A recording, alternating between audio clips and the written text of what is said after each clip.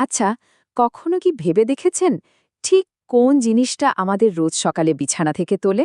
আমাদের সব কাজের পেছনে আসল চালিকা শক্তিটা কি? চলুন আজ মানুষের ভেতরের এই প্রেরণার গোপন নকশাটা খুঁজে বের করা যাক। সত্যি বলতে কি, আমাদের এত সব ইচ্ছা, এত সব চাহিদার পেছনে কি কোনো নিয়ম বা প্যাটার্ন আছে?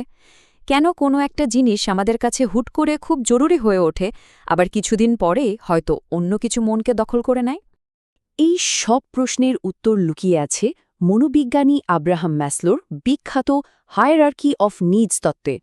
ভাবুন তো, আমাদের সব চাহিদা যেন একটা পিরামিডের মতো করে সাজানো। আর এর নিয়মটা খুবই সোজা। যতক্ষণ না পিরামিডের নিচতলার চাহিদাগুলো পূরণ হচ্ছে, ততক্ষণ ওপরের তলার দিকে ওঠার কোনো ইচ্ছাই জাগে না।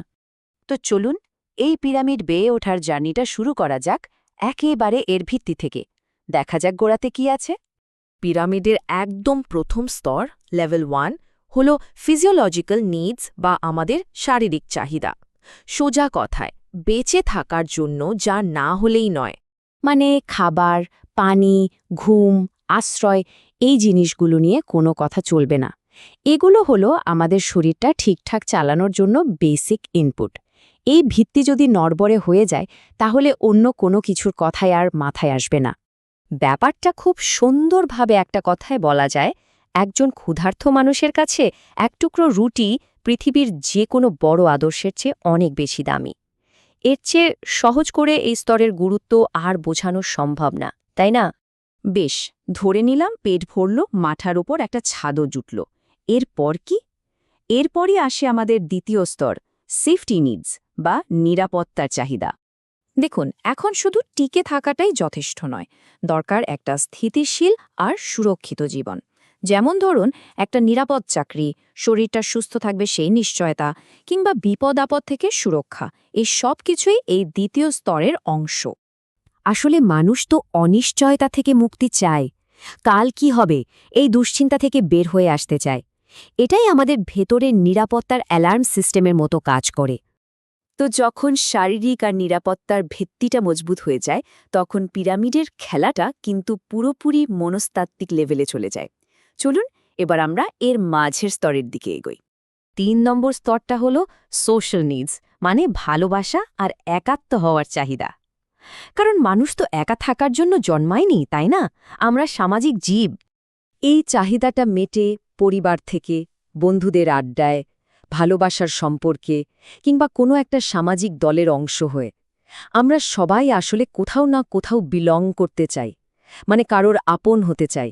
একাকিত্বকে জয় করে অন্যের সাথে এক হওয়ার এই যে একটা তীব্র ইচ্ছা, এটাই আমাদের ভেতরের সামাজিক ইঞ্জিনটাকে সবসময় চালু রাখে।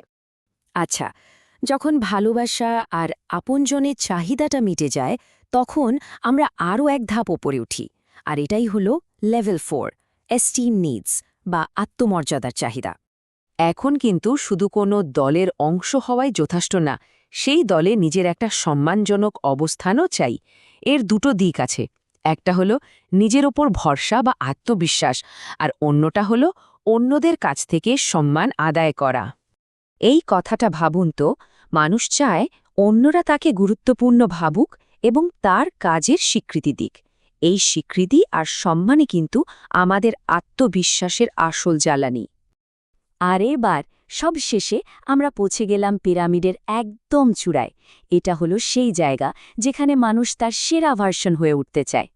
পিরামিডের সর্বোচ্চ এই স্তরটার নাম হল সেলফ অ্যাকচুয়ালাইজেশন বা আত্ম উপলব্ধি।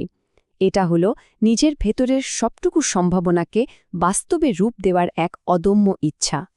এই পর্যায়ে এসে মানুষ সৃজনশীল হয়ে ওঠে, নতুন কিছু তৈরি করে, কঠিন সব সমস্যার সমাধান খুঁজে বের করে, আর নিজের একটা বড় লক্ষ্য পূরণের জন্য জীবন কাটায়।